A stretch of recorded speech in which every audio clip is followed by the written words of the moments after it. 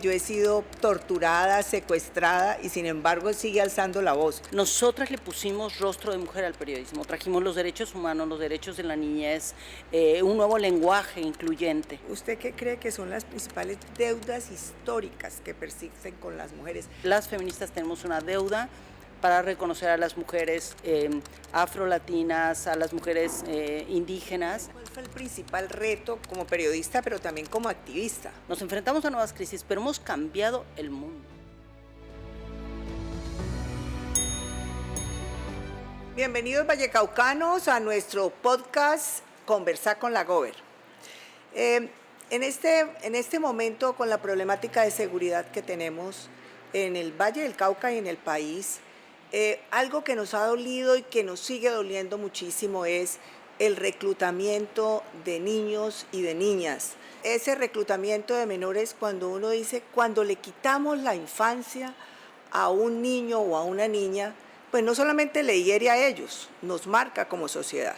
Por eso hoy me siento muy contenta y muy entusiasmada de poder hablar con una persona, una autora que vino al festival de Oiga, Mira, Lea, pero cuando estuve mirando qué era lo que ella hacía, pues me sorprendió y dije, este es el momento de invitarla a nuestro podcast. Su obra la ha dedicado a proteger a las mujeres y a los niños. Por eso nuestra invitada se llama Lidia Cacho y es una mujer excepcional. Bienvenida a usted y bienvenidos a todos. Gracias, muchas gracias, Gober. Aquí estamos, feliz en el Valle del Cauca, de nuevo en Cali, la capital de la salsa y de la alegría, y aunque tenga problemas, aquí estamos para hablar de ellos y cómo se resuelven. Bueno, Lidia, pues todos queremos conocer quién es Lidia Cacho y cómo fueron sus primeros pasos en el periodismo cultural y esa transición que hizo a la denuncia social. Bueno, yo creo que mi manera de hacer periodismo nació definitivamente en el hogar. Es decir, yo crecí en una casa donde los derechos humanos, los derechos de las mujeres eran muy importantes. Tenía una madre muy progresista en México, porque cuando yo crecí en los 60s en la Ciudad de México, mi mamá era feminista, era psicóloga, era sexóloga, trabajaba mucho con adolescentes. Y nos educó a mis hermanos y a mis hermanas y a mí siempre en el contexto de la responsabilidad social. Ella trabajaba mucho en barrios muy empobrecidos en la Ciudad de México y nos llevaba a estar ahí, no desde la caridad, sino desde la presencia honesta, del acompañamiento con los seres humanos, ¿no? Desde la empatía verdadera. Y bueno, yo era una niña preguntona, y lo sigo siendo. Y entonces, bueno, a los 23 años yo me fui a vivir a Cancún. Me fascina el mar, me encanta el Caribe, me gusta bucear, me encanta la poesía, así que me mudé a Cancún a vivir.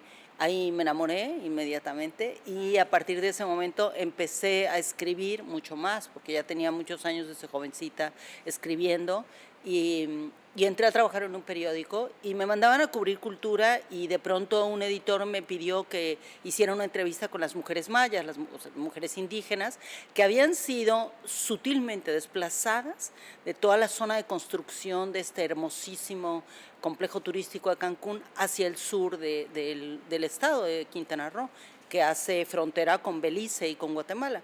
Y entonces yo fui a preguntarles a estas mujeres cómo les había impactado el turismo. Y ellas decidieron que me iban a contar lo que ellas querían, no lo que mi editor quería que yo preguntase. Y esa fue mi primera lección en periodismo. Una tiene que aprender a preguntar y escuchar lo que la gente tiene y quiere decir. Todo el mundo tiene una historia que contar. Entonces, ellas hablaron sobre el abuso sexual infantil. Había un sacerdote en el pueblo que abusaba de las niñas y los niños. Me hablaron de la violencia que ejercían sus maridos contra ellas. Y escribí uno de mis primeros reportajes sobre eso. Y después seguí hablando sobre este tema y me di cuenta que la gente era lo que quería, porque me convertí en la reportera más leída, y la gente compraba el periódico, me detenía en el supermercado, en la calle, y me decía, yo también tengo una historia que contar, ¿no? Y ahí fue cuando yo me di cuenta que la educación para mí era tan importante, porque la estructura educativa que yo recibí de mis abuelos, de mi madre, de mi padre, siempre tenía que ver con entender al otro, la otra, incluso cuando no piensa igual que tú. Y creo que ese es el eje de mi trabajo periodístico, es decir, la sensibilidad y el dolor de las y los demás atraviesa visiones diferentes del mundo, ¿no? Entonces, bueno, pues yo empecé hace 36 años ya a hacer periodismo y desde entonces he escrito 22 libros y me he convertido en una periodista experta en delincuencia organizada, en derechos de la niñez y de las mujeres. ¿Y cuál fue el principal reto que usted enfrentó, primero como periodista, pero también como activista? Bueno, claro, el primero yo creo que fue que cuando yo empecé a hacer periodismo en los 80s, los periódicos eran sitios súper machistas. La gran mayoría de periodistas eran puros señores, eran puros hombres, y las mujeres eran o la secretaria que estaba en minifalda sentada ahí en la mesa de la entrada, o por ahí alguna reportera que cubría cosas de sociales. Entonces no entendían qué demonios hacía una reportera que tenía mi pinta, pero que al mismo tiempo tenía conocimiento de política, de derechos humanos, de temas sociales, que era feminista, porque yo me declaré feminista a los 16, en los 70s. Entonces, para mí era absolutamente normal y era un derecho decir yo soy feminista y quiero defender los derechos de las niñas y las mujeres. Esa fue la parte más dura. Yo creo que los primeros 10 años en el periodismo, el desprecio de mis compañeros periodistas, el minimizar que los reportajes sobre los derechos de las niñas y los niños y de las mujeres no tenía ninguna importancia, que era la vida privada de las mujeres, que una mujer te contara que su marido la había tratado de matar, por ejemplo, era un tema que para ellos era un asunto de la vida privada. Sí, eso pasaba también en Colombia, ¿no? Para abordar ese tema no era tan fácil, porque a las mujeres les daba pena ir o les daba miedo ir a denunciar o a decir algo. Y eso lo comenzamos a hacer más o menos en el año 2006. Empezamos a tratarlo ya como más públicamente y hacerlo más en la parte legislativa. Me tocó a mí, yo era presidenta del Congreso, hicimos la bancada de mujeres y ahí comenzamos y hicimos la primera ley. No existían leyes aquí de sanción por violencia contra las mujeres, ni tampoco cómo prevenir violencia con mujeres. Entonces, mire que eso no, usted lo empezó hace años, pero nosotros apenas en el 2007 o 2006 empezamos a legislar sobre eso para que fuera reconocido, para visibilizar esa problemática ante la sociedad. Y eso no lo entendían. Es que México y Colombia ahí nos parecemos un poquito o mucho. Hay una cosa muy importante y que tenemos como esa identidad, es que estamos en una sociedad donde a veces el periodismo incomoda cuando dice la verdad. ¿Usted qué cree qué papel juega el periodismo cuando eso pasa, por ejemplo, en México, y es muy parecido a Colombia? Bueno, yo creo que el periodismo juega un rol fundamental en la sociedad, ¿no? Y cada vez que me invitan a un foro en cualquier parte del mundo para preguntarme si está en crisis el periodismo, yo me río porque digo, mira, hay periodistas que están en crisis ideológica, ética, por desgaste, hay periodistas que no saben hacer periodismo, hay periodistas que no están dispuestas o dispuestos a comprometerse con la sociedad, pero nuestro trabajo como periodistas es servir a la sociedad, es decir la verdad, es contrastar la información, dedicarle tiempo, investigar, prepararnos constantemente. Entonces el rol del periodismo es el de ser un contrapoder, ¿no? Y eso no significa que somos enemigas o enemigos de los poderes públicos, significa que tenemos que estar ahí para vigilar que la sociedad cumpla con su propia responsabilidad, pero también la gente que está en el poder, ¿no? Y para mí eso ha sido como uno de los ejes de mi trabajo periodístico. Incluso me acuerdo que mi exmarido se reía de mí un día que llegué a casa con un libro y lo mira y me dice, ¿qué está estudiando? Ingeniería legislativa. Le dije, claro, porque se están preparando las senadoras y las congresistas en México para aprobar leyes sobre derechos de las mujeres, de la niñez, contra la trata de personas, y necesito entender, porque no lo sabía, cómo se construyen las leyes, para poder saber cómo preguntar y cómo documentarlo y cómo cubrir estas noticias, ¿no? Entonces, para mí eso fue muy importante y creo que ese es el rol de las y los periodistas, ¿no? Y no es fácil, ¿no? Por ejemplo, cuando uno quiere hacerlo en este tipo de sociedades con nuestra cultura machista, lógicamente patriarcal, lógicamente no quieren hacer cambios. Y en la legislación nuestra fue difícil sacar la ley, sin embargo las mujeres nos impusimos en ese momento y la sacamos adelante. Y luego se han hecho otras cosas, por ejemplo se creó la Comisión de Equidad de Género, que tampoco existía. Y en el tema de protección de niños, como le decía ahora, con tanta problemática que tenemos nosotros de seguridad, hemos tenido que crear rutas. Bueno, se ha hecho mucha prevención de trata de personas, pero el reclutamiento de niños y de niñas. Y en ese hemos hecho rutas y nos hemos acompañado, por ejemplo, de entidades internacionales, de Save the Children, aldeas infantiles, para poder lograr ir previniendo, porque lo más importante es prevenir. Con contarles solamente que el año pasado tuvimos de reclutamiento de niños y niñas 1000. Hoy llevamos 300. Entonces eso pues nos afecta muchísimo y precisamente el periodismo es el que muchas veces visibiliza toda esa problemática porque a veces se oculta o no se da cuenta o no todas las personas denuncian, no todas las personas dicen. Entonces ahí están ustedes para hacer ese trabajo. Y usted perdón que la interrumpa, pero aquí quiero decir una cosa muy importante, que es Colombia es un país líder, para mí como defensora de los derechos humanos, y puntero en la protección de los niños y las niñas que han sobrevivido al reclutamiento forzado. Porque yo hace 15 años que empecé a trabajar sobre este tema, empecé a buscar, estuve en países africanos, porque obviamente el reclutamiento viene de todas partes, de los ejércitos, de las guerrillas, de la delincuencia organizada, narcotráfico, en fin, ¿no? De todos los ámbitos que conocemos. Y cuando vine a Colombia y estuve visitando diferentes lugares, desde Chocó hasta Medellín, Cali, Bogotá, en fin, e irme a las zonas rurales más complejas, lo que descubrí es la cantidad de organizaciones de la sociedad civil que están trabajando contra el reclutamiento forzado y son quienes nos han enseñado a las y los mexicanos a trabajar en estos temas para lograr impulsar nuevas leyes que queremos que se construyan, ¿no? Y estamos aprendiendo de ustedes. En Colombia hay mucha entidad y la institucionalidad lo trabaja y lo tenemos que trabajar conjuntamente con todas estas fundaciones que trabajan en esto.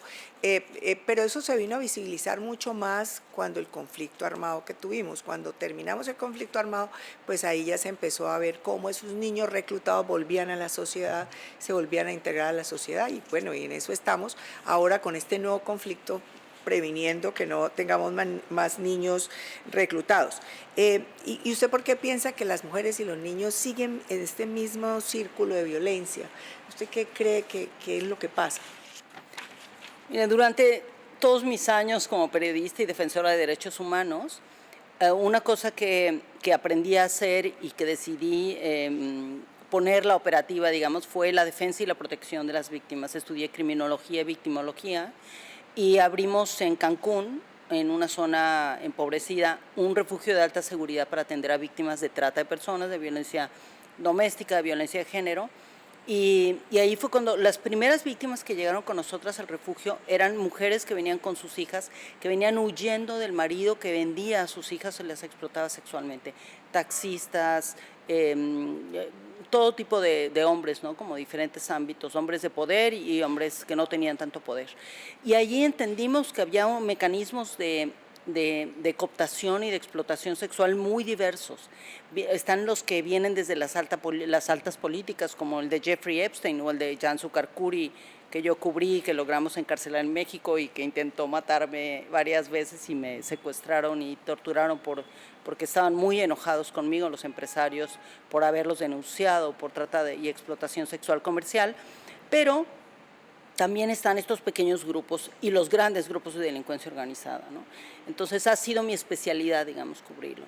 Y una cosa que yo entendí es, las mujeres hemos cambiado el mundo, porque lo hemos cambiado. O sea, usted misma acaba de decir hace nada que empezaron a pasar leyes, la gente que dice, las mujeres no hemos cambiado, el mundo no cambia, dice, regrésate un poco y estudia. Mira cómo era el mundo hace 20 años y cómo es ahora. Hemos avanzado un montón. Nos enfrentamos a nuevas crisis, pero hemos cambiado el mundo. Los niños y las niñas ya se expresan mejor, hablan sobre sus derechos, saben que su cuerpo es suyo, cosas que no se les hablaba a los niños. Entonces, las cosas cambian, pero los grandes retos es que hemos cambiado masivamente en el mundo entero, desde Camboya hasta, digamos, hasta Senegal, hasta Colombia y México, pero los hombres en general no se han movido mucho. Entonces, para mí, la esencia de lo que sigue en este momento es preguntarles a los hombres, y escribí un libro sobre eso, cómo van a asumir su responsabilidad para la transformación sobre la igualdad. Es decir, dejarse de quejar de si las mujeres queremos una cosa u otra y posicionarse ahí en la paternidad afectiva, en la paternidad efectiva, en la presencia de protección de la niñez y las mujeres, y salgan del machismo. No es fácil, ¿no? No es fácil, sobre todo en nuestra cultura.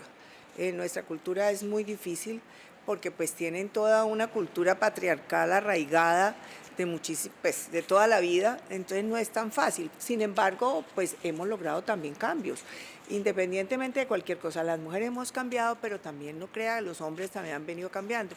Nosotros hacemos un programa en la Gobernación del Valle. Ahora, desde que yo soy gobernadora, pues he trabajado mucho en la violencia de género, lógicamente, porque pues soy mujer y sé de la problemática de las mujeres. Hemos hecho un programa que se llama Nuevas Masculinidades o Masculinidades Equitativas. Lo que pasa es que a veces uno capacita a las mujeres en violencia y resulta que los que generan el 95% de las violencias de género son los hombres. Entonces los hombres se quedan ahí, entonces no pasa nada con ellos. Entonces estamos haciendo un programa que se llama Nuevas Masculinidades o Masculinidades Equitativas, y es para capacitar a los hombres, para ir como haciendo entender a los hombres que somos iguales, que tenemos las mismas capacidades, que podemos trabajar conjuntamente, no es que el uno ni el otro esté uno adelante y otro atrás, sino al mismo lado, y que podemos trabajar conjuntamente. Entonces eso ha venido generando nosotros algunos avances. Este año hemos bajado en 71% el número de feminicidios, pero la violencia intrafamiliar sigue siendo elevada, y para eso hemos creado muchos programas. Por ejemplo, un consultorio rosa que creamos en los hospitales, porque las mujeres llegan a los hospitales, claro, y muchas veces en los hospitales no les dan la atención que deben de tener. Entonces se llama consultorio rosa, ahí llegan las mujeres y atienden no solamente la parte física, sino también la parte de salud mental. Ahí están todas las instituciones para recibir su denuncia, y eso pues ha mejorado un poco pues el porcentaje de denuncias que hacen las mujeres en el día de hoy.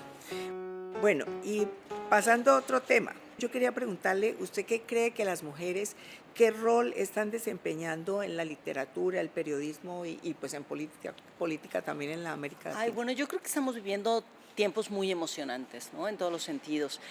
Ahora mismo estoy viendo aquí enfrente de nosotros en la producción del podcast que la mitad de las personas que integran el equipo son mujeres. Y eso no sucedía hace 10 o 15 años, ¿no? Y esto es cultura. Hacer un podcast donde estamos compartiendo ideas, nociones, conocimiento, asuntos políticos, sociales. Esto es hacer cultura. El rol de las mujeres históricamente en el mundo entero ha sido justamente el de contar las historias de las familias, ¿no? Las mujeres en general hemos sido las contadoras de historia. Desde los tiempos más antiguos, cuando los hombres salían a buscar los alimentos, etcétera, quienes se quedaban ahí para cultivar, alimentar y nutrir intelectualmente eran las mujeres, ¿no? Entonces nuestro rol histórico, y lo hemos ido transformando hacia un lugar maravilloso, ¿no? que tiene un poder transformador muy emocionante. Cada vez hay más mujeres escritoras publicadas, porque ya las había, pero no nos publicaban. Cada vez hay más mujeres periodistas. Las mujeres periodistas, bueno, yo hablo mucho de Ginette Bedoya, aunque las hay muchísimas, pero Ginette es mi amiga, nos conocimos, las dos fuimos torturadas, nos hicimos amigas en un momento muy complejo de nuestras vidas, hablando de salud mental, etcétera, pero nosotras cambiamos el periodismo, el rostro del periodismo. Nosotras trajimos los derechos humanos en el mundo entero, desde África hasta Centroamérica, los Estados Unidos, Europa. Nosotras le pusimos rostro de mujer al periodismo, trajimos los derechos humanos, los derechos de la niñez, un nuevo lenguaje incluyente, ¿no? En el que podíamos incluir a los hombres y las mujeres de una manera distinta. Entonces, y el periodismo es cultura también, porque es cultura de la comunicación, del conocimiento, del análisis.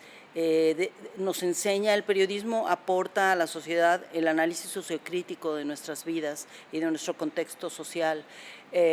Las mujeres también hacen cultura cuando educan a sus hijos e hijas de una manera integral, cuando a un niño le dicen que tiene derechos, que tiene responsabilidades, que su cuerpo importa, ¿no? O sea, La que salud cultura, física, claro, te está mental. educando. Eso es cultura. La educación en casa, el contarle unos cuentos por las noches es cultura, ¿no? Es que todo lo que uno enfrenta todos los días es cultura. ¿Cuáles cree usted que son los principales desafíos que enfrentan las mujeres, sobre todo en el mundo artístico y cultural? Que yo creo que es muy difícil, es muy duro, es como el sector más difícil para poder sobresalir, para poder llegar a hacer lo que se quiere. Ay, ese es uno de mis temas favoritos y casi nunca me lo preguntan, así que gracias. Pues mire, yo le voy a decir una cosa. Cada vez que voy a un evento, desde que me volví muy famosa en México por mis libros y porque fui torturada y porque me enfrenté a los poderes fácticos del poder criminal en México, me invitan a un montón de foros, ¿no? Literarios, periodísticos, etcétera. Y entonces presento mis libros y casi siempre soy la única mujer. Cada vez cambian las cosas, ¿no? Pero voy a poner un ejemplo muy particular. Es con los grandes periodistas y amigos míos, ¿sí? Y grandes escritores, literatos, Juan Villoro, etcétera. Me sientan junto a ellos Martín Caparrós, Juan Villoro, escritores, Héctor Abad, en fin, ¿no? Todos estos grandes y conocidos literatos. Y ninguno de ellos cita a una sola mujer escritora. Ninguno. Nunca. No leen a las mujeres. No las leen. No nos leen. Es muy difícil, ahora cada vez más, o sea, yo me encuentro muchos lectores en la calle, digamos, lectores hombres, pero estos intelectuales viven en su mundo de muñequitos, en el que ellos se leen a ellos y viven en una especie de endogamia de género brutal, ¿no? Entonces citan y se autocitan y se reciclan todo el tiempo, pero no adquieren conocimiento de lo que las mujeres aportamos a la literatura. Ahora hay más, pero cada vez son hombres más jóvenes, es verdad. O sea, los de mi generación, yo desde 62 años, imposible. Mi generación no lee a las mujeres. No, pues es verdad. Ahora los jóvenes, sí. Ahora los jóvenes es así. Mis lectores, hombres, en general son hombres de 40 para abajo, pero de 40 para arriba es muy difícil encontrarlos, ¿no? Y hay una anécdota muy curiosa que me tocó en Estados Unidos, en Nueva York, con un escritor famosísimo que está casado con una escritora famosísima, que además es súper reconocida y además es poeta, literata, cuentista y tal. Y un día estoy en su casa cenando y él, bueno, pues es así como de New Yorker y estos famosos, y empezamos a hablar de su libro. Y de repente yo hablé del libro de ella y le pregunté a él, ¿qué opinas de su libro? Y estábamos en una cena con 20 personas, todos intelectuales neoyorquinos. Y él me mira y me dice, yo nunca la leo, nunca he leído ninguno de sus libros. Tenían 20 años casados. Y yo me quedé de una pieza y todo el mundo callado. Y le digo, ¿y por qué? Y me dice, porque si la leo temo divorciarme. Y creo que ahí se resume la prepotencia de gran cantidad de los intelectuales. Y el ego de los hombres. Claro, el machismo, ¿no? de los intelectuales. No, pero pobre esposa. Yo no me he quedado. A mí no me lee mi Tampoco, marido. yo me había parado y me Next. había ido. Bueno, lo último que quería decirle, ¿usted qué cree que son las principales deudas históricas que persisten con las mujeres? Sobre todo en América Latina, pues en otros países ya ha mejorado, pero acá, ¿cuáles son esas deudas históricas que se tienen con las mujeres? Mira, yo creo que una de las grandes deudas históricas es el reconocimiento de las carencias económicas que implica el matrimonio, ¿no? Es clarísimo que cuando una mujer está casada, vive en matrimonio y cuando se divorcia descubre que no tiene patrimonio. Porque patrimonio viene del patriarcado, es el patriarca el dueño del dinero. Entonces, una mujer no se da cuenta de las carencias a las que se va a enfrentar si se separa, se divorcia por cualquier razón, no necesariamente por violencia, sino hasta que descubre que no tiene patrimonio. Y no porque no haya trabajado, sino porque casi todas las mujeres cuando trabajamos ponemos el dinero en la familia. Y de repente cuando nos divorciamos no somos dueñas de nada, ni de la tierra, ni de las casas, ni de nada. Y mientras más nos salimos a las zonas rurales, más claro es esto, ¿no? Entonces, una de las grandes deudas sociales para las mujeres en el mundo entero, y en Colombia y en México, debo decir, tiene que ver con varias cosas. Una, reconocer que el matrimonio debería incluir patrimonio para las mujeres y para su libertad. La otra tiene muchísimo que ver con cómo nos atraviesa el racismo, no solamente otros temas, sino con reconocer que las mujeres, las feministas, tenemos una deuda para reconocer a las mujeres afrolatinas, a las mujeres indígenas, que han aportado tantísimo a nuestra sociedad y que tanto han sufrido y han sido excluidas sistemáticamente, ¿no? Entonces yo creo que esas son dos de las deudas en las que tenemos y estamos trabajando, ¿no? Bueno, yo creo que aquí es importante hablar de cosas más, pues ya me nos contó todo, como nosotros lo llamamos rompehielos, que es como unas preguntas que usted me va a contestar rapidito. Muy bien. Bueno, si usted escucha la frase, oiga, mira, Lea, ¿qué se imagina? Comunicación, ¿Qué es más difícil, escribir la primera frase o la última? la última, porque es muy difícil aprender a callarse. Un hábito o costumbre que la acompaña siempre, incluso cuando está en medio del caos. La meditación, ¿Qué recuerdo se lleva del Valle y de Colombia? la felicidad. Cali es la capital del Valle del Cauca y nosotros a nuestro valle lo llamamos nuestro paraíso. Entonces cuénteme qué tanto ha probado y si se anima a probar un chontaduro. Yo no sé si lo habrá probado, pero qué tanto ha probado. Pues yo amo comer y amo cocinar, entonces yo donde voy como comida, o sea, la comida que se hace localmente, etcétera. Entonces yo he probado lo que me ponen sobre la mesa, que sea comida local, no me gusta comer comida extranjera en un país donde se cocina tan rico, así que casi todo, pero lo que veo por ahí no lo he probado. Bueno, aquí tenemos dos. Bueno, mango yo creo que usted conoce, ¿cierto? Pero esto se llama chontaduro. Yo no sé si habrá probado. No. El chontaduro es una fruta de la palma de coco y se da en nuestro Pacífico colombiano. Se come con sal un poquito, o con miel, o sal y miel. Ahora lo come más Pues vamos fácil, a pero es probar. delicioso. Y se hace de todo con el chontaduro. Se hacen arepas de chontaduro, se hacen chips de chontaduro, se hace de todo con el chontaduro. Y comida con el chontaduro. Está delicioso. Me recuerda algún sabor, pero no puedo ubicar qué sabor es. Ahora le echamos un poquito de sal y de miel para que lo Pues pueda la verdad probar. que no le falta nada, pero si A mí me lo dan a encanta probar con miel A también. mí me encanta el chontaduro. Para hacer una pequeña reflexión al final, Lidia, primero darle las gracias por estar con nosotros. En el Valle del Cauca, la lucha contra la violencia de género y la protección de los niños es siempre. Yo soy mamá, pues soy mujer, y pues como gobernadora, ahora que decía de la participación de las mujeres, nosotros en nuestro gabinete tenemos 55 o 60% de mujeres, allá las mujeres priman.